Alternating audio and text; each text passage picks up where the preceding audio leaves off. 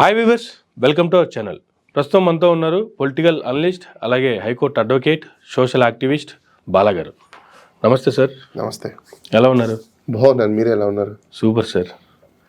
ఏంటి ఆంధ్రప్రదేశ్ రాష్ట్రానికి సంబంధించి గత 7 నెలల కూటమి ప్రభుత్వం యొక్క పాలనకు సంబంధించి రీసెంట్గా జరుగుతున్నటువంటి పరిస్థితులకు సంబంధించి ఏం చెప్తారు సార్? చెప్పాలి అంటే చాలానే ఉన్నాయి. ఎందుకంటే భారతదేశము స్వతంత్రం వచ్చిన తర్వాత ప్రతి రాజకీయ నాయకుడు చెప్పుకుంటూ వచ్చింది ఏంటంటే, ఈ దేశము రాష్ట్రాల యొక్క ముఖ చిత్రాన్ని మారుస్తాం, పేద ప్రజల్ని అప్లిఫ్ట్మెంట్ చేస్తాం, ప్రకృతి సంపద ఏదైతే ఉందో ఆ సంపదని అందరికీ చేరే విధంగా ఈ రాష్ట్ర ప్రభుత్వాలు పాలిస్తాయి అని చెప్పేసి చెప్పడం జరిగింది.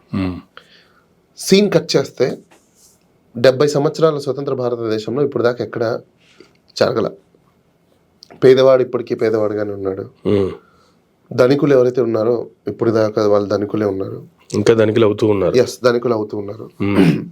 ఇకపోతే వత్తాస్ పలుకుండే వాళ్ళు కాస్త కూస్తూ డెవలప్ అవుతున్నారని మనం అనుకోవచ్చు.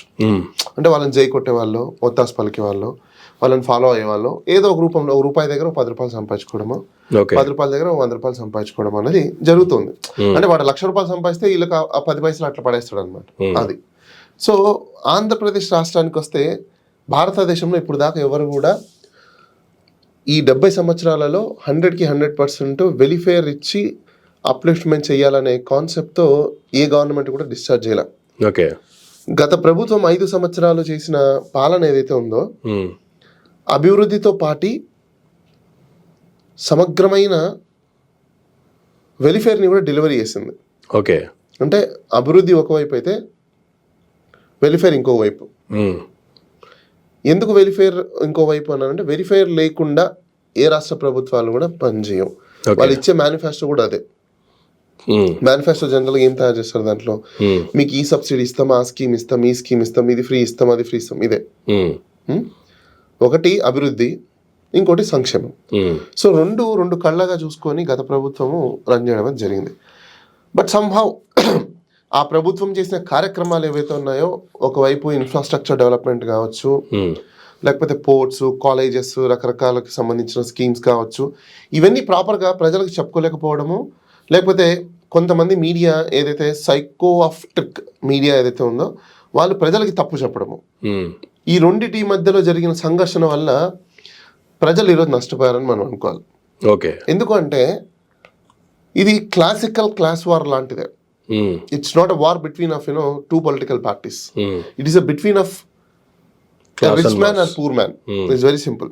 బట్ ఫైనల్లీ రిచ్ మ్యానే గెలిచాడు. ఎందుకంటే పూర్ మ్యాన్కి అడుక్కుంటే బుద్ధి పోదు కదా. వాడికి 1 కోటి రూపాయలు నీకు వస్తాయని ఆయన నువ్వు వెయిట్ చేయరా ఈరోజు అంటే వాడు ఆగడు. నాకు ఈ పొట్ట నిండిందా లేదా ఇప్పుడు మాత్రం చూసుకుంటాడు. బట్ రిచ్ మ్యాన్ అలా కాదు కదా. సరే ఇవాళ మనము ఫాస్టింగ్ అని అనుకొని ఉందాం, రేపు మనం ఇంకా బిర్యానీ తినొచ్చు అని వాడు వెయిట్ చేసి బిర్యానీ తింటాడు. కానీ పూర్ మ్యాన్ అలా కాదు కదా. సో వాళ్ళ బుద్ధి మారినంత వరకు ఇదంతే. సో గత ప్రభుత్వంలో వాళ్ళు చేసినవన్నీ ప్రజలకి కళ్ళకు కనబట్టిన గంతలు తీసేస్తే ఏ విధంగా కనపడుతుందో అలా కనిపించిపోయింది. ఇప్పుడు ప్రస్తుతం ఉన్న ప్రభుత్వము ఈ 6 నెలల పాలనలో ప్రజలు బేరేజ్ చేసుకుంటున్నారు. గత ప్రభుత్వం ఉంటే మాకు ఈ టైంకి ఎంత డబ్బులు వచ్చిండేది, గత ప్రభుత్వం ఉంటే మాకు ఈ టైంకి ఎంత ఖర్చు వచ్చిండేది, గత ప్రభుత్వం ఉంటే మనకి ఈ టైంకి ఏం జరిగిండేది అని బ్యారేజ్ చేసుకుంటూ వస్తే, ప్రస్తుతం ఉన్న ప్రభుత్వంలో వాళ్ళకు 0 ప్లస్ ఇప్పుడు ప్రజెంట్ గవర్నమెంట్కి వాళ్ళు ఇచ్చేది ఏంటంటే -100. ఓకే. 0 కాదు, -100. ఓకే. జనరల్గా 0 నుంచి 100కి వెళ్తుంది పర్సంటేజ్. నేను 0 నుంచి మైనస్కి వస్తున్నా వెనక్కి. అంటే 100 -100 ఎందుకు అంటున్నానంటే, వీళ్ళు -100 క్లియర్ చేసి మళ్ళీ 0కి రావాలి ప్రజల దగ్గర మెప్పు పొందాలంటే. ఈ రోజుకి మళ్ళీ ఎలక్షన్స్ పెడితే తిప్పేసి కొడితే పట్టుమని 10 సీట్లు కూడా రావు కూటమికి. ఇప్పుడు అంటే ప్రజలు అంత విసిగెత్తిపోయి ఉన్నారా, లేదంటే వీళ్ళ మీద నమ్మకం పోయిందా? 6 నెలల్లోనే నమ్మకం కంప్లీట్ గా సన్నగిలిపోయింది. ఓకే. ఎందుకు అంటే వెల్ఫేర్ లేదు, సమగ్రమైన అభివృద్ధి లేదు, తర్వాత సెంట్రలైజేషన్ సిస్టమ్ అని చెప్పేసి డెవలప్ చేస్తామని చెప్పిన అవి లేవు, రేట్లు పెరిగిపోయాయి, ఎలక్ట్రిసిటీ పెరిగిపోయింది, ఇసుక పెరిగిపోయింది, లిక్కర్ మాఫియా పెరిగిపోయింది, అరాచకాలు మొదలైపోయాయి, రేపులు అయిపోయాయి, పిల్లల్ని ఎత్తుకెళ్ళిపోవడం అయిపోయింది, చిన్నపిల్లల్ని రేపు చేయడం అయిపోయింది, మర్డర్లు అయిపోయాయి, పొలిటికల్ వార్లు అయిపోయాయి. ఇకపోతే రిలీజియస్లో గుళ్ళ మీద దాడులు, గుళ్ళల ప్రసాదాల మీద దాడులు, గుళ్ళ ప్రజలకి ఏదైతే డివోటీస్కి మనము ఫ్రీగా వదలాలో దాని దగ్గర వాళ్ళ పబ్లిసిటీ, ఇవన్నీ 6 నెలల్లో ఈ ప్రభుత్వము ఒక పాపాన్ని మూట కట్టుకొని నెత్తి మీద పెట్టుకుని అనుకోవాలి. అయితే దేవుడు చూస్తూ ఎప్పుడు ఊరుకోడు కదా. గతంలో వీళ్ళు అపోజిషన్లో ఉన్న టైంలో ఏ మీడియా ఛానల్ ఎవరెవరైతే ఆ పాపాన్ని ఎత్తి చూపించుకున్నారో కర్మ రిపీట్స్ అంటాం చూసామా, ఆ కర్మ రిపీట్స్ అయిందనమాట. ఓకే, కర్మ రిపీట్ అవ్వడం వల్లనే ఈరోజు తిరుపతిలో కూడా అలాంటి సంఘటన జరగడం చూసాం మనం. సో ఎంతవరకు రాష్ట్ర ప్రభుత్వం ఇప్పుడు ప్రజలకు నిజంగా చేరువుగా ఉందా, పనిచేస్తుందా అంటే ఇంకా సైకలాజికల్ డిజార్డర్స్ ఉన్నారు ఒక పొలిటికల్ పార్టీకి వత్తాసు పలికే. ప్రతి ఒక్కరికి కూడా విద్యా వైద్యం అనేది చాలా ఇంపార్టెంట్. ప్రజలే ఒకప్పుడు ఏం కోరుకున్నారు, మాకు విద్యా వైద్యం ఇస్తే చాలు, మిగతా ఏమీ అక్కర్లేదన్నారు. మరి ఇదే ప్రజలు విద్యా వైద్యం ఇచ్చిన తర్వాత కూడా ఒక రాజకీయ పార్టీని ఓడగొట్టారంటే నిజంగా ప్రజలకు విద్యా వైద్యం అవసరం లేదన్నది మనకు స్పష్టంగా అక్కడ అర్థమవుతుంది. అది అర్థమైనప్పుడు ప్రస్తుతము ఏదైతే పొలిటికల్ పార్టీస్ ఇప్పుడు పవర్లో ఉన్నాయో ఎన్డీఏ కూటమి వద్దని వీళ్ళకి ఓటేశారు కదా, మరి వీళ్ళు ఎలా వెరిఫై చేస్తారు? చేయరు కదా. డెఫినెట్గా కార్పొరేట్ సెక్టార్కే మళ్ళీ వీళ్ళు ప్రమోట్ చేస్తారు. ఇప్పుడు వెల్ఫేర్ అవసరం లేదు అనుకున్నటువంటి ప్రజలకి ఇప్పుడు వీళ్ళు ఇవ్వాల్సిన అవసరం కూడా లేదు. వీళ్ళు ఏవైతే ప్రామిస్ చేశారో అవి చేయాల్సిన అవసరం లేదు. ఓకే, కాబట్టి వాళ్ళు చేయరు కూడా. మీరు గీ పట్టుకున్నా, గింజుకున్నా, కింద పల్లి దొల్లాడినా, రోడ్డు మీద మీరు పొర్రుదండాలు పెట్టినా వాళ్ళు చెయ్యరు. ఎందుకంటే ఎందుకు చేస్తారు? మీరు వెల్ఫేర్ చేసినప్పుడు దానికి సమానంగా అభివృద్ధి కూడా జరుగుతున్నప్పుడు మీరు అలాంటి నాయకులు వద్దని అనుకున్నారు. ఎలాంటి నాయకులు కావాలనుకున్నారు? తీపి మాటలు చెప్పేవాళ్ళు, మీడియాలో కూర్చొని అబద్ధాన్ని నిజంలా చూపించే వాళ్ళు చెప్పేది నిజమని అనుకున్న వాళ్ళు, అలాంటి మాటలు మీకు కావాలనుకున్నారు, నాయకుడిని ఎన్నుకున్నారు. సో అలాంటి నాయకుడు ఎన్నుకున్నప్పుడు వాళ్ళ మాటలకి చెప్పి మీరు ఓట్లేశారు, వాళ్ళు చెప్పిన దానికి మీరు బిలీవ్ చేశారు. మరి ఆ మద్దతు ఇచ్చినప్పుడు ఖచ్చితంగా వాళ్ళు అనుకున్నవి చేస్తారు, కానీ మీకు కావాల్సిన వాళ్ళు ఎందుకు చేస్తారు? ఈ లాజిక్ ప్రజలు ఎందుకు మర్చిపోయారు? ఈ 6 నెలల్లో కూటమి ప్రభుత్వం వచ్చిన తర్వాత ప్రజలకు ఏం చేయలేదాం అనుకుందాము. సో కానీ ఈ 6 నెలలతోనే పరిస్థితి అయిపోయేది కాదు కదా. వన్స్ గవర్నమెంట్ ఫామ్ అయిన తర్వాత 5 సంవత్సరాలు టెన్యూర్ ఉంటుంది. 5 సంవత్సరాల్లో 6 నెలలు అనేది చాలా చిన్న టైం. నేను క్వశ్చన్ చెప్తాను, ఈ నాన్ సిక్ టాపిక్స్ అన్ని మానేయండి, ఇంకా మీరు కూడా మానేయండి దయచేసి. ఇప్పుడు మీ స్టూడియో ఉందండి, మీ స్టూడియోలో మీరు ఎక్స్పీరియన్స్ వాడికి జాబ్ ఇస్తారా, ఎక్స్పీరియన్స్ లేని వాడికి జాబ్ ఇస్తారా? ఎక్స్పీరియన్స్ ఉన్నవాడికి ఇస్తాము. దేనికి ఇస్తారు? ఎక్స్పీరియన్స్ ఉంది, మంచిగా పనిచేస్తాడు, మనకు కావాల్సిన పని మనకు కావాల్సినట్టు చేస్తాడు, ఎక్స్పెక్ట్ చేస్తాడు. దేవన్ నుంచి మీకు ఇన్పుట్ వస్తుందనే కదా. అంతే కదా. అంతే కదా. ప్రజలు ఇప్పుడు ఆయనకి గవర్నమెంట్ అప్పచెప్పింది 40 సంవత్సరాల ఇండస్ట్రీ అనే కదా.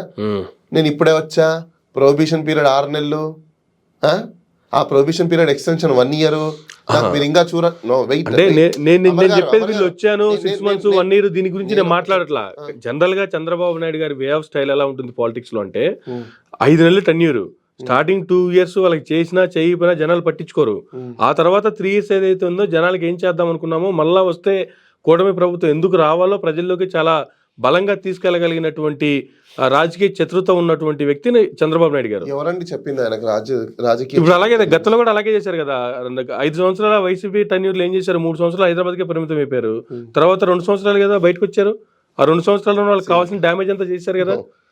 నేను ఒకటి చెప్తాను చూడండి, ఇది వైసీపీ పార్టీ స్వయంకృత అపరాధం. టీడీపీ పార్టీ మీద ఏదో ప్రజలకు నమ్మకం ఉండి ఓట్లేలా. వైసీపీ స్వయంకృత ఎందుకు అనుకోవాలి? వాళ్ళు సక్సెస్ అయ్యారని వాళ్ళ యాంగిల్ వాళ్ళకి అనుకోవచ్చు కదా. మీరు అదే అనుకుంటున్నారు. వాళ్ళు సక్సెస్ అవ్వాలా, వీళ్ళు ఫెయిల్యూర్ అయ్యారు కాబట్టి వాళ్ళు సక్సెస్ అయ్యారు అక్కడ. ఓకే, అది వాళ్ళ రియల్ సక్సెస్ కాదు. వాళ్ళ రియల్ సక్సెస్ కాదు అక్కడ. ఓకే, వాళ్ళు రియల్ సక్సెస్ అయింటే ప్రజలు మీరు వెలిఫేర్ డిశ్చార్జ్ చేసేవాళ్ళు 90%, 99% వెలిఫేర్ డిశ్చార్జ్ చేసిన పార్టీని కాదని మీకు ఓట్లు వేశారు అంటే మీ మీద నమ్మకంతో ప్రజలు ఓట్లు వేశారు. వీళ్ళ మీద మీరు క్రియేట్ చేసిన ఫేక్ అపనమ్మకాన్ని, దీంట్లో మీడియా పాత్ర చాలా ఉంది. నిజాన్ని అబద్ధంగా చూపించడం, ప్రాక్టికాలిటీని లేకుండా కూడా అక్కడ ఏదో బూచిలా క్రియేట్ చేసేసడం, ఇలాంటివన్నీ చేయడం వల్ల రాష్ట్ర ప్రభుత్వంలో ప్రజలందరూ ఆ మీడియా చూసిన మీకేమవుతుందంటే, మీకు చెప్తాను చూడండి, ఇప్పుడు సినిమాకి వెళ్తాం, సినిమాకి వెళ్ళినప్పుడు ఆ సినిమా చూస్తున్న కొద్దీ మనం ఒక ఇల్యూషన్స్లోకి వెళ్ళిపోతాం. ఎందుకు వెళ్తాం చెప్పండి? ఆ వాయిస్, దాన్ని ఊహించుకుంటూ ఉంటాం కాబట్టి ఆ వాయిస్ మన చెవులోకి వెళ్తుంది, ఆ ఇమేజెస్ అన్ని మన కళ్ళ కనిపిస్తాయి. కల్పించినప్పుడు సైకలాజికల్గా మనిషి ఒక ఊహాలోకంలోకి వెళ్ళిపోతారు, ఒక ఇల్యూషన్స్లోకి వెళ్ళిపోతారు. అది కామన్ థింగ్. సో మీడియా కూడా అంతే, మీడియా చూపించేది కూడా అంతే, మీడియా చెప్పే అబద్ధాలు కూడా అంతే, మీడియా చెప్పే నిజాలు అంతే, మీడియా చేసే కట్టుకథలు అంతే, మీడియా చేసే ప్రొజెక్షన్స్ కూడా అంతే. సో ఇప్పుడు వైసీపీ ఫెయిల్ అయింది అంటే ఈ యాంగిల్ వైసీపీ ఫెయిల్ అయిపోయిందా? వాళ్ళు చూపించి చూపించి చూపించి మీడియాలో ప్రజలు చూసి చూసి చూసి వాళ్ళు ఇల్యూషన్స్లోకి వెళ్ళిపోయారు. అవునేమో, అయిపోయిందేమో, అయిపోతుందేమో, జరిగిపోతుందేమో, ఎందుకైనా మంచిదేమో, ఇవన్నీ మైండ్లో ఉన్నప్పుడు రిఫ్లెక్షన్స్ మీకు ఎలా ఉంటాయి? వాడు ఓట్ వేసేటప్పుడు కూడా వాడు సైకలాజికల్గా అలానే వెళ్తుంటుంది. సో అప్పుడు వాడేంటి, రైట్ వేసే దగ్గర కూడా రాంగ్ వేస్తాడు.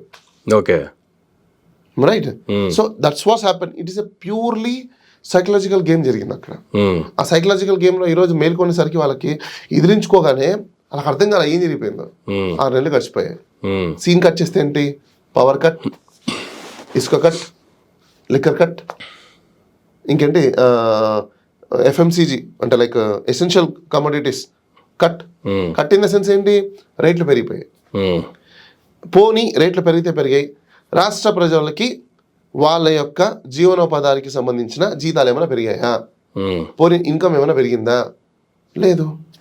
మరి ఇన్కమ్ పెరగకుండా ఓన్లీ ఎక్స్పెండిచర్ పెరుగుతూ పోతే ఇంకా పెరగడం తీసి మాట పక్కన పెడితే జీడిపి కూడా మైనస్లోకి వెళ్ళిపోయింది కదా. అవునండి, ఎందుకు వెళ్ళదు జీడిపి మైనస్లోకి?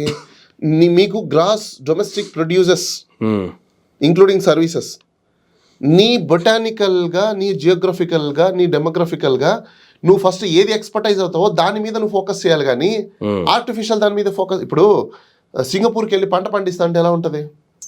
ఓకే, పండిద్ది అక్కడ? పండదు కదా. అదే ఎడారిలోకి వెళ్ళి అక్కడ నేను కోళ్ళని పావురాల్ని పెంచుతా అంటే ఎలా ఉంటుంది? ఆంధ్రప్రదేశ్ కూడా అలాంటిదే. ఆంధ్రప్రదేశ్ జియోగ్రఫికల్గా, బొటానికల్గా నీకు ఏది అక్కడ పనికి వస్తుందో ఫస్ట్ దాని మీద ఫోకస్ పెట్టి దాన్ని గ్రోత్ చేయాలి నువ్వు. అది పక్కన పెట్టేసి జనాలు ఇల్యూజన్స్ చేస్తే నేను సింగపూర్ని చేస్తా. అసలు ఆంధ్రప్రదేశ్ సింగపూర్ అయిద్దా? బుద్ధి బుర్ర లేదా ప్రజలకి? ఎట్లా అయింది సింగపూర్? సింగపూర్ అంటే అర్థం ఏంటి? తాగడానికి నీళ్లు కొనుక్కోవాలి, కడుక్కోవడానికి కూడా నీళ్లు కడుక్కోవాలి, తినడానికి తిండి ఉండదు. ఇదే సింగపూర్? ఆ సింగపూర్ అక్కడ ప్రతిదీ ఇంపోర్టే కదా. సో క్లియర్ కట్గా ఇంపోర్ట్ చేసుకోవడానికి, అంటే ప్రొడక్షన్ ఎవరు చేయరు. ప్రొడక్షన్ లేకపోతే మీకు జీడిపి ఎక్కడ ఉంది? ఆల్వేస్గా జీడిపి ఉండదు. ఎందుకు జీడిపి ఉండదు? When there is no production, there is no producers. Okay, ఆల్వేస్గా ఉండదు. ఫ్యాక్టరీలు వస్తుందంటే ఒక్కొక్కరికి చెప్తున్నా ప్రజలకి, ఫస్ట్ ఫ్యాక్టరీలు వస్తే మీ బతుకులు మారుతాయి అనుకుంటే భాష నుంచి బయటికి రండి. ఫ్యాక్టరీలు వస్తే దానికి రా మెటీరియల్ ఎవడయ్యా ఇవ్వాలి? అంతే కదా. ఒక సాస్ కంపెనీ పెట్టాలంటే రా మెటీరియల్ ఏం కావాలి? టమాటో కావాలి. మీరు పంట లేకుండా రియల్ ఎస్టేట్ వాళ్ళకి అమ్మి పడేస్తారు ల్యాండ్లన్నీ, టమాటో ప్రొడక్షన్ ఎవడు చేస్తాడు? అంతేగా. ఆ కంపెనీ ఏం చేస్తుంది? సిక్ అయి కూర్చుంటుంది. ఈ కామన్ సెన్స్ ఎందుకు చెప్పట్లేదు జనాలకి ఇల్లు? సో ఇవన్నీ ప్రజలకి ఏంటంటే ఇక్కడ ఆంధ్రప్రదేశ్లో వర్చువాలిటీలో బతుకుతున్నారు తప్ప రియాలిటీలో బతకట్లా. ఈ రియాలిటీలోకి వచ్చేంత వరకు వీళ్ళు, రాష్ట్ర ప్రభుత్వం ఈ 5 ఏళ్ళు కూడా ఈ కష్టకాలంలో పడిపోవాల్సిందే తప్ప ఎవరేం చేయలేరు. అసలు ఇప్పుడు ప్రస్తుతం ఉన్న ప్రభుత్వానికి మీడియా పరంగా ఎక్కడో చోట గొడవలు, లేకపోతే ఏదో ఒక పొలిటికల్ వెండేటాకు సంబంధించిన డైవర్షన్స్ తప్ప ప్రజల మీద వీళ్ళకి ఎటువంటి చిత్తశుద్ధి లేదు. అది క్లియర్గా కనిపిస్తోంది. సో అసలు రాష్ట్రంలో పరిస్థితి చూస్తే ముఖ్యమంత్రి చంద్రబాబు నాయుడు గారు, డిప్యూటీ సీఎం పవన్ కళ్యాణ్ గారు, వీళ్ళిద్దరికీ రాష్ట్రంతో సంబంధం లేకుండా సకల శాఖ మంత్రిగా అన్ని శాఖలు నారా చంద్రబాబు నాయుడు గారి దగ్గరే ఉన్నాయి. ఈవెన్ షాడో సీఎంగా పేరు వస్తుంది. ఇది వైసీపీలో క్రియేట్ చేస్తున్నారా, లేదంటే అటువంటి పరిస్థితులే రాష్ట్రంలో జరుగుతున్నాయా? ఎందుకంటే మీరు కర్ణాటక విన్నారా? బీజేపీ గవర్నమెంట్ ఉన్నప్పుడు 30% గవర్నమెంట్ అన్నారు. ఇక్కడ ఆంధ్రప్రదేశ్లో కూడా ఈరోజు 30% గవర్నమెంట్, ఆయన 30% సీఎం. ఆయన ఎవరు? నారా లోకేష్. 30% సీఎం అంటే 30% సీఎం అంటే మీకు ఏ బిల్లు కావాలన్నా, ఏ డబ్బులు కావాలన్నా, ఏ పనులు కావాలన్నా ఆయనకు 30% ఇస్తే చాలు. ఓకే, పనులు అయిపోతాయి. సో గవర్నమెంట్కి 30% ఇస్తే మీకు పని అయిపోతుంది. సో ఆయన సీఎం అక్కడ. ఓకే, మీ పార్టీ మా పార్టీ సంబంధం లేదు. సంబంధం లేదు. ఆయన అట్లాంటివన్నీ అవసరం లేదు అక్కడ. ఓన్లీ పర్సెంట్ 30% అంతే. ఏ పార్టీ అయినా ఓకే. ఆయన 30% సీఎం అంటున్నాను కదా. సీఎం ఉంటారు, డిప్యూటీ సీఎం ఉంటారు. వాళ్ళు 35 తీసుకుంటారు, వీళ్ళు 35 తీసుకుంటారు. 70 పోతే 70 పోతే మిగిలిన 30. సో మీరు 35 వీళ్ళు కొట్టుకున్న పెద్ద ఉపయోగం లేదు. సో ఆడ 30% పోతూ ఉంటుంది అన్నమాట. సో 30% సీఎం ఆయన. ఓకే, అదే అంటే ఇప్పుడు వైసీపీ వాళ్ళు కావచ్చు, లేదంటే ప్రతిపక్షాలకు సంబంధించినటువంటి వేరే పార్టీలు కావచ్చు, వాళ్ళ మీద నిందలేయాల్సిన అవసరం లేదు. ఎవరైనా కావచ్చండి. నాకు తెలిసిన వాళ్ళే చాలా మంది, మీకు జిఎస్టీ బిల్ ఉందా, మీరు 30% కమిషన్ ఇస్తారా చెప్పండి, మీకు బిల్ వస్తుంది. Okay, so it's 30% government.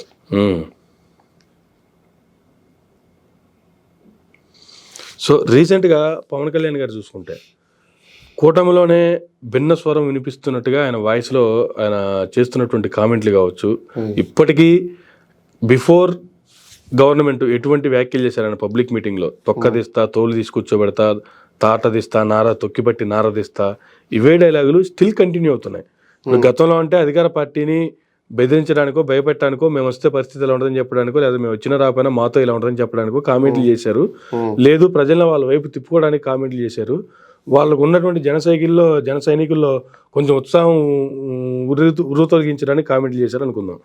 ఇప్పుడు ప్రభుత్వంలోకి వచ్చిన తర్వాత 164 సీట్లతో మ్యాండేటరీ కూటమి ప్రభుత్వానికి ఇచ్చిన తర్వాత ప్రజలు ఇంకా తొక్కదిస్తాను, తోలుదిస్తాను అంటే ఎవరిని తొక్కదీయాలి, ఎవరిని తోలుదీయాలి, అసలు వార్నింగ్లు ఎవరికి ఇస్తున్నారు, ఆయన మాటల యొక్క అర్థం ఏంటంటే ఏం చెప్తారు సార్ అసలు?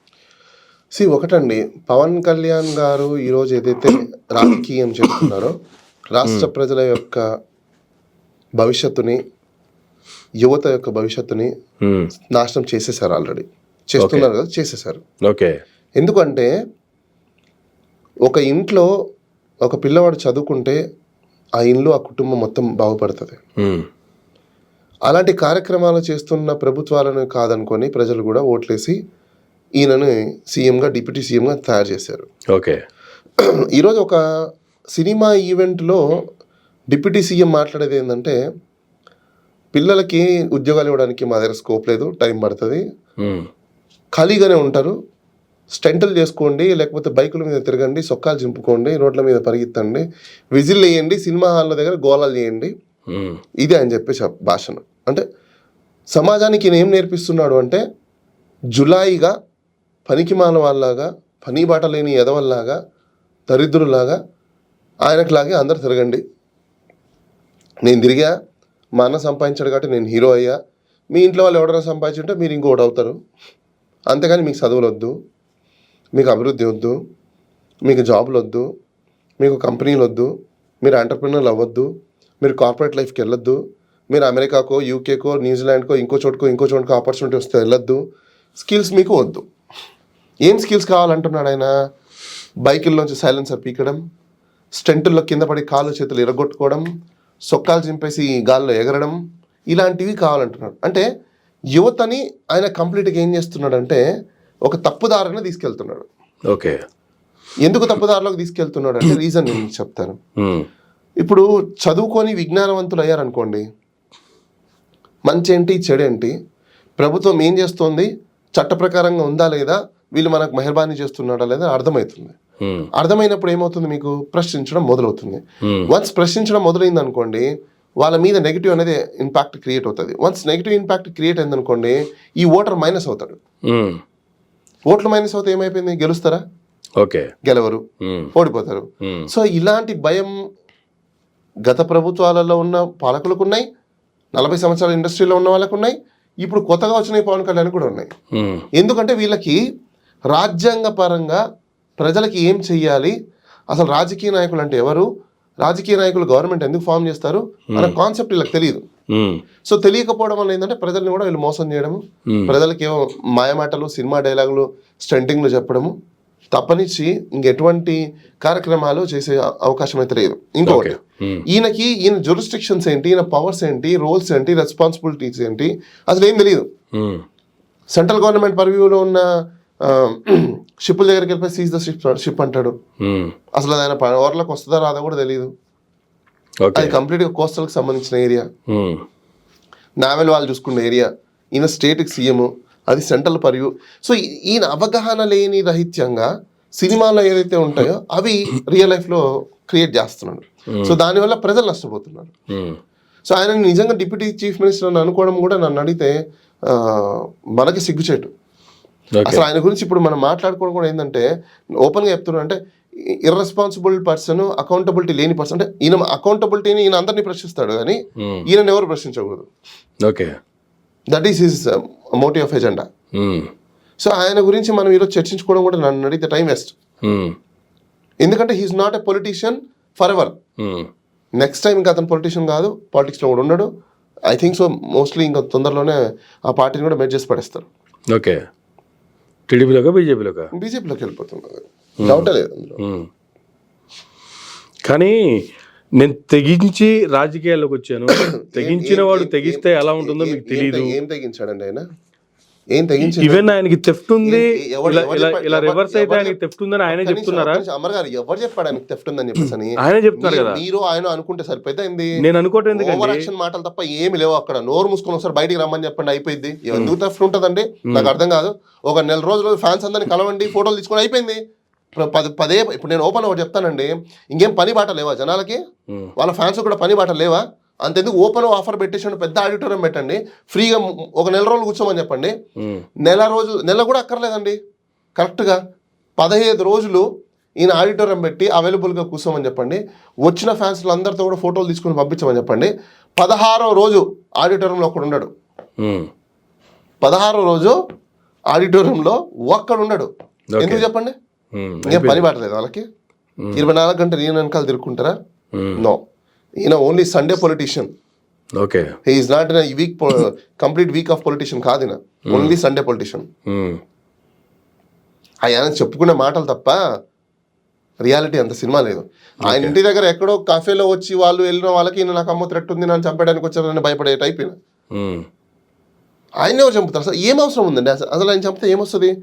రూపాయి పావులకు కూడా ఆయన పనికిరాడు. మరి ఎందుకు ఆయన కామెంట్లు చేసిన అవసరం వచ్చింది? నేను అదే సినిమా డైలాగులు తప్ప ఏం లేదు. ఆయనకు దమ్ము ధైర్యం ఉంటే నేను సవాల్ ఇస్తున్నా, నేను అపాయింట్మెంట్ కి మెయిల్ పెడతా, లైవ్ పెడతాము, ఆయన నేను కూర్చుంటాను, నేను అడిగిన ప్రశ్నకు సమాధానం చెప్పండి. నేను అడిగిన ప్రశ్న మీకెందుకు చెప్పాలి అంటాడు ఆయన. ఆయనకేం అవసరం చెప్పడానికి? వాట్ మీకెందుకు చెప్పాలి అంటాడు ఆయన. నాకు ఎందుకు చెప్పాలి అంటారు? ఆయనే కదండి కూర్చాడు, నేను ప్రజలకు సమాధానం చెప్పాలని చెప్పేసి అని. నేను కూడా ప్రజలే కదా, నేను కూడా పౌరుడినే కదా, మరి నాకు నువ్వు సమాధానం చెప్పవా? ఇప్పుడు మీరే చెప్పారు కదా, ఆయన ప్రశ్నిస్తాడు, ఆయన ప్రశ్నిస్తూ ఊరుకోని. వాట్ నేను అదే అన్నా. నేనేమన్నా, he is not a politician, he won't accept the questions, he want to throw only words అంతే. నాట్ ఓన్లీ పవన్ కళ్యాణ్ గారండి, ఇప్పుడు చంద్రబాబు నాయుడు గారిని అడగలరా? నేను నాకు టైం ఏంటి, నేను అడిగే క్వశ్చన్ సమాధానం ఇవ్వండి. ప్రతి పౌరుడు లోకేష్ గారిని అడగలరా? లేదు జగన్మోహన్ రెడ్డి గారిని అడగలరా? మీడియా ద్వారా చెప్తున్నా, ప్రతి ఒక్క మినిస్టర్ కి ఈమెయిల్ ఐడీస్ ఉంటాయి, వాళ్ళ సెక్రటరీస్ ఈమెయిల్ ఐడీస్ ఉంటాయి. ప్రతి పౌరుడు మీరు వాళ్ళకి మీ అపాయింట్మెంట్ కావాలి, వాళ్ళతో మాట్లాడాలి, ఒక సమస్య ఉంది అనుకుంటే సమస్య మీద మీరు మాట్లాడాలనుకున్నప్పుడు వాళ్ళ అపాయింట్మెంట్ తీసుకోండి. అపాయింట్మెంట్ ఇవ్వకపోతే వాళ్ళ మీద కేసు కూడా పెట్టచ్చు. అపాయింట్మెంటే లేకుండా డైరెక్ట్ గా లోకేష్ గారు ఒక సపరేట్ మెయిల్ ఐడి పెట్టి నా దృష్టి తీసుకొచ్చిన ప్రతిదీ మీకు విత్ ఇన్ అవర్స్ లోనే సాల్వ్ చేసే ప్రయత్నం చేస్తానని చెప్పి పెట్టారు కదా. ప్రజా దర్బార్ లో రోజుకి కనీసం 100 మందిని కలుస్తున్నారు కదా. అంటున్నానండి, ప్రజా దర్బారో లేకపోతే ఇంకోటి ఏదో సంథింగ్ ఎల్స్ పెట్టినప్పుడు వెళ్ళి మాట్లాడచ్చు డెఫినెట్ గా. ఇప్పుడు మొన్న ఒక ఆవిడ అడిగింది, తిరుపతి ఇష్యూ దాంట్లో ఒక పొలిటికల్ పార్టీకి ఒక పొలిటీషియన్స్ని అడిగింది, ఏమయ్యా నువ్వు మాట్లాడుతున్నావు ఒక పొలిటికల్ పార్టీస్ గురించి, నీకు తెలియదా, నువ్వు ఇంకో దాని గురించి మాట్లాడదా, ఇది ఎప్పుడైనా జరిగిందని చెప్పేసి అటు పారిపోయాడు పొలిటీషియన్. సో ప్రజలు మీరు ఒకటి గమనించారో లేదో, సమస్యల మీద వెళ్తున్నారు కదా, నువ్వు ఇది ఎందుకు చేయలేదని చెప్పి ఒకటి వెళ్ళి అడగమని చెప్పండి. సరే, ఒకవేళ అలా మాట్లాడాల్సిన పరిస్థితి వస్తే ఎక్కడో ఎవరో ఒకరిద్దరు మాట్లాడినంత మాత్రాన అది ప్రజల మొత్తంలో చైతన్యం తీసుకొచ్చి అందరు కలిసి మాట్లాడితే ప్రభుత్వ పెద్దలు పారిపోయారు అనేటువంటిది కాదు కదా. బిఆర్ అంబేద్కర్, బాబాసాహెబ్ అంబేద్కర్ ఒక్కడే, ఆయనే మొదలు పెట్టాడు. ఆయన ఇంతమంది ఈ రాష్ట్రంలో ఈ దేశంలో ఉన్న ప్రజలకందరికీ ఈరోజు ఆ పుస్తకాన్ని, రాజ్యాంగాన్ని తయారు చేశాడు ఆయన. అంటే ఆయన సపోర్టింగ్ ఉంది అనుకోండి, బట్ ఒక వ్యక్తే కదా. ఏదైనా ఒక చినుకుతోనే మొదలవుతుంది, ఒక వ్యక్తితోనే మొదలవుతుంది. సో ఈ రోజు అక్కడ తిరుపతిలో దేవి గాయత్రి గారు క్వశ్చన్ చేసినటువంటిది రేపొద్దున చిలికి గాని తయారయ్యి రాష్ట్రం మొత్తం ప్రశ్నించే పరిస్థితి వస్తాం కదా. ఖచ్చితంగా ప్రశ్నిస్తారు. రాబోయే రోజుల్లో నేను మీకు ఇంకో విషయం చెప్తాను చూడండి, విద్య చాలా ఇంపార్టెంట్. ఈరోజు ప్రతి ఒక్క పిల్లవాడికి తెలుస్తుంది ఎడ్యుకేషన్, ఫ్రీ ఎడ్యుకేషన్లో ఇంత ఫెసిలిటీస్ ఉంటే ఏ రేంజ్ వరకు మనం చదువుకోగలుగుతాం, ఏ రేంజ్ వరకు మనం రాగలుగుతాం అని చెప్పేసి అని ప్రతి ఒక్కరికి అర్థమైంది. అర్థమైనప్పుడు పిల్లలే ప్రశ్నించడం మొదలు పెడతారు. ఇంకా పోన్ ఈరోజు ప్రతి పిల్లోడికి స్మార్ట్ ఫోన్ వచ్చేసాయి. ఇవాళ ప్రతి పిల్లడికి కొత్తగా రావాల్సిన అవసరం ఉందండి. ఆనాడు వైఎస్ రాజశేఖర రెడ్డి ఫీజు రేజ్మెంట్ తెచ్చిన దాంట్లో నుంచే ఈ రోజు జాబులు చేస్తున్నటువంటి ఒక 10 లక్షల మంది ఉదాహరణకు అనుకుంటే దాంట్లో మీకు క్వశ్చన్ చెప్పనా, ఉదాహరణకే చెప్తున్నా, అదే చెప్తున్నా, దాంట్లో 5 లక్షల మంది ఫీజు రీయింబర్స్మెంట్ చదువుకొని బయటకు వచ్చిన వాళ్ళే కదా.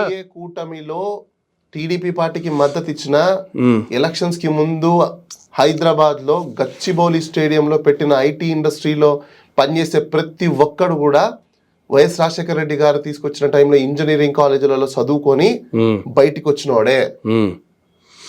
మరి ఇంకెక్కడుంది? ఇప్పుడు మీరే చెప్తున్నారు, మీరే వాళ్ళలో పరివర్తన వస్తుంది అంటున్నారు, తిరుగుబాటు వస్తుంది అంటున్నారు. వీళ్ళంతా వీళ్ళు ప్రవేశపెట్టినటువంటి రాయితీల్లోంచి చదువుకొని వచ్చిన వాళ్ళే అని చెప్తున్నారు. కానీ ఇక్కడ చదువుకొని అక్కడ ప్రమోషన్. ఇక్కడ ఇంకో ప్రాబ్లం ఉందండి. నేను ఎప్పుడు అంటూ ఉంటాను, సైకాలజీ ఆంథ్రపాలజీ లేకుండా ఏ సొసైటీ మార్పు చెందదు. ఇప్పుడు ఈ చదువుకున్న వాళ్ళని మనం ఎడ్యుకేటర్స్ అందామా లేకపోతే బుక్ రీడర్స్ అందామా అంటే I can say they are book readers.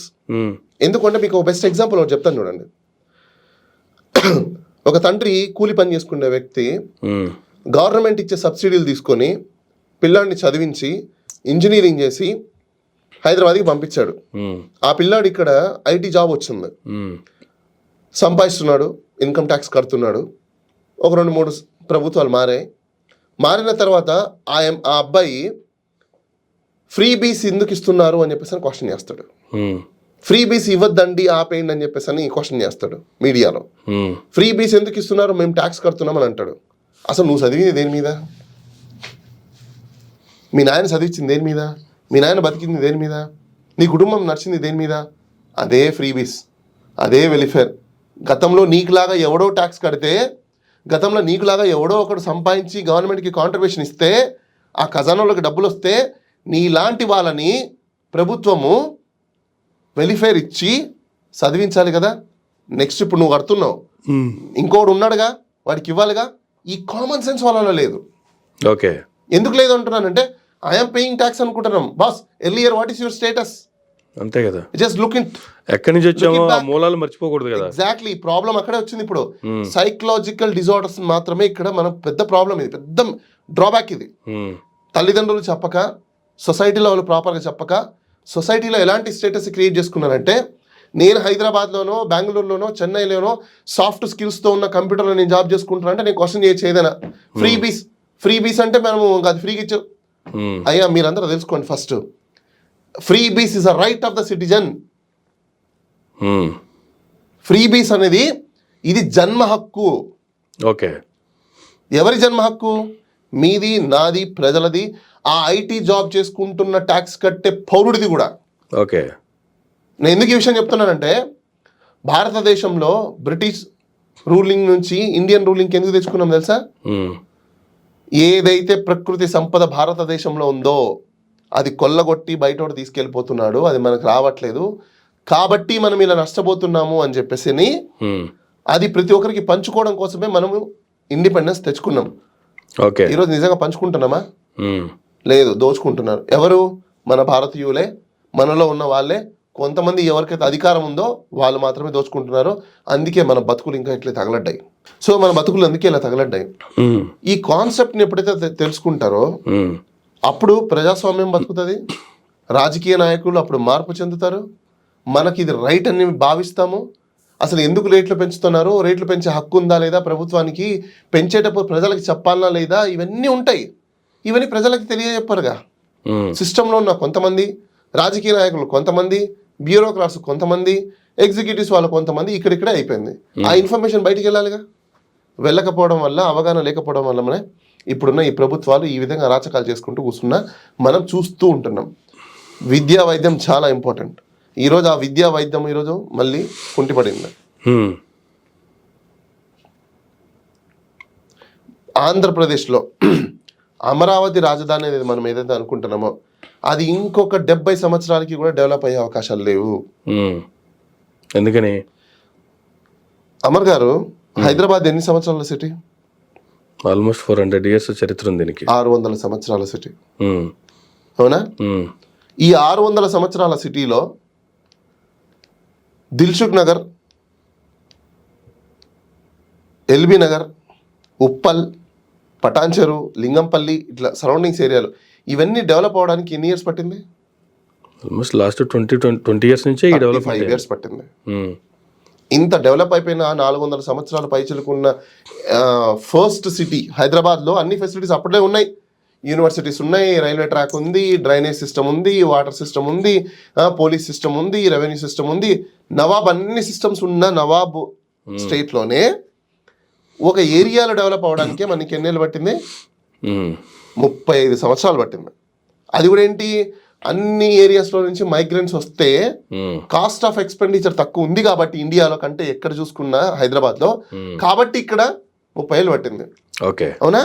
Corporations Amaravati అని చెప్పుకున్న ఏదైతే సిఆర్డిఏ కార్పొరేషన్ ఉందో, ఆంధ్రప్రదేశ్ క్యాపిటల్ అని అనుకుంటున్నామో, అది పుట్టింది ఎప్పుడు?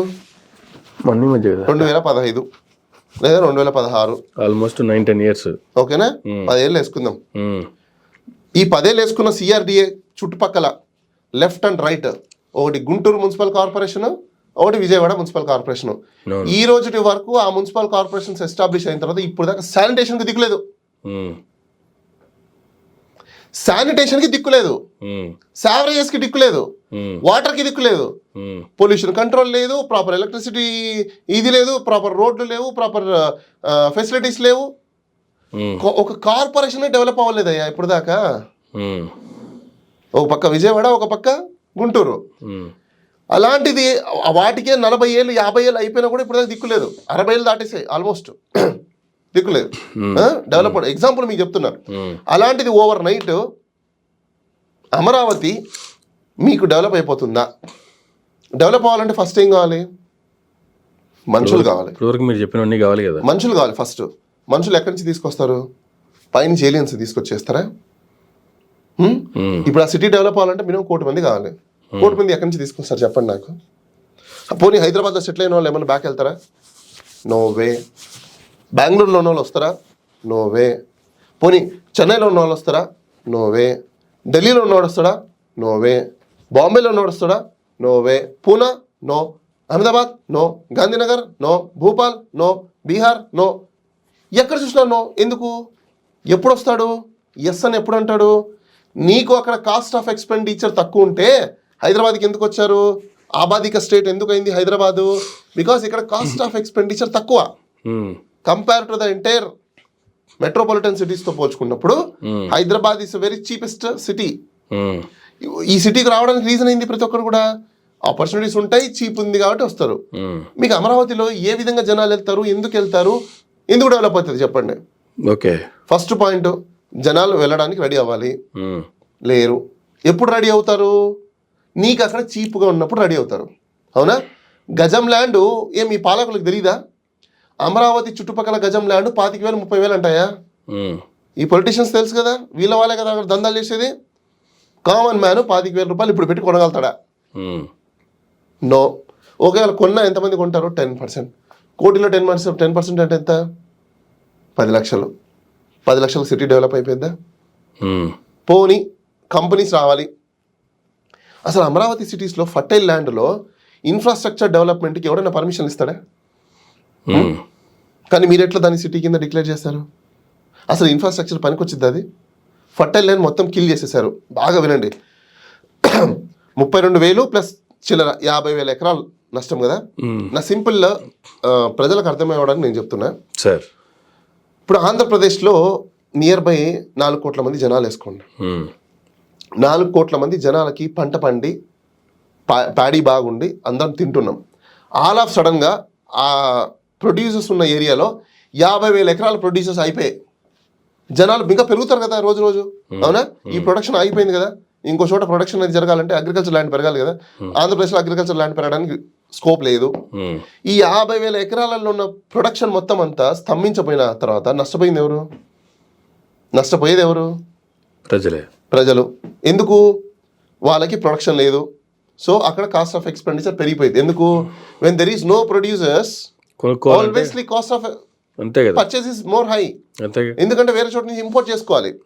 సో ఇక్కడ నువ్వు చేసిన నష్టం ఏంటి? ప్రజలకి కాస్ట్ ఆఫ్ ఎక్స్పెండిచర్ పెంచేసావు. నీకు ఐక్యూ లేదు, మైండ్ అప్లికేషన్ లేదు, విజనరీ కాదు. విజనరీ ఏంటంటే ఇవన్నీ చూడాలి. పర్ క్యాపిటల్ చూడాలి, ఎక్స్పెన్సెస్ చూడాలి, అక్కడ జియోగ్రఫికల్ బెనిఫిట్స్ చూడాలి, డెమోక్రటిక్ బెనిఫిట్స్ చూడాలి. ఇవన్నీ చూస్తే నీకు అర్థమైంది. ఇవన్నీ తెలియకుండా 50,000 ఎకరాలు ఈరోజు నష్టం చేసేసారు మొత్తం అంతా. వాటికి రియల్ ఎస్టేట్ గురించి మాత్రం మాట్లాడుకుంటున్నారు. అక్కడ ఉన్న రైతులకు కూడా ఐఎమ్ జస్ట్ అప్పీలింగ్ దెమ్, మీరు చేసిన ఈ తప్పిదం ఏదైతే ఉందో మీ భవిష్యత్తు తరాలకి మీరే ఒకరోజు కూర్చొని ఏడుస్తారు. నేను చెప్తున్నాను రైతులకు, ఆ రైతులకే, మీరు చేసిన పాపం రేపు మీ భవిష్యత్తు వాళ్ళ తరాలకి శాపం. ఓకే, మీకు కోట్ల రూపాయలు లేకపోతే 3 కోట్ల 4 కోట్ల బ్యాంకులో వేసుకుంటారు, బాగుంది, తినడానికి తిండి ఉండదు, అవి ఉంటే కొనుక్కొని తింటామని చెప్తున్నారు. ఓకే, బ్యాంకులో డబ్బులు అయిపోయాయి, ఎవరి దగ్గరికి వెళ్తావు, ఎక్కడ కొనుక్కొచ్చుకుంటావు? కొనుక్కోవాలంటే నీ దగ్గర డబ్బులు ఉండాలి. వన్స్ డబ్బులు ఉంటే అయిపోయాయి. ప్రొడక్షన్ రావాలి. ప్రొడక్షన్ రాలేదనుకోండి, ఆర్టిఫిషియల్ హైబ్రిడ్ సిస్టమ్ తినిందంతా మొత్తం మళ్ళీ డాక్టర్లకే. ఎందుకు మీ హెల్త్లో తగలాడుతున్నాయంటే మీరు చేసిన పాపాలు. గతంలో ఎల్డర్స్ ఎవరైతే ఉన్నారో వాళ్ళు చేసిన పాపాలు. ఏం పాపాలు? ఇలాంటివే, రియల్ ఎస్టేట్కి మొత్తం కన్వర్షన్. సో ఆంధ్రప్రదేశ్లో అమరావతి డెవలప్ అవ్వాలంటే మినిమం 70 సంవత్సరాలకి కూడా కనీసం ఉప్పలంతా అవుతుందో లేదో తెలియదు అది. ఓకే, ఇన్ఫ్రాస్ట్రక్చర్ డెవలప్ చేసేసిన అంత మాత్రాన 4 బిల్డింగ్లు కట్టేస్తారో 10 అంతస్తుల బిల్డింగ్లు కట్టేస్తారో దట్స్ నాట్ ఏ డెవలప్మెంట్.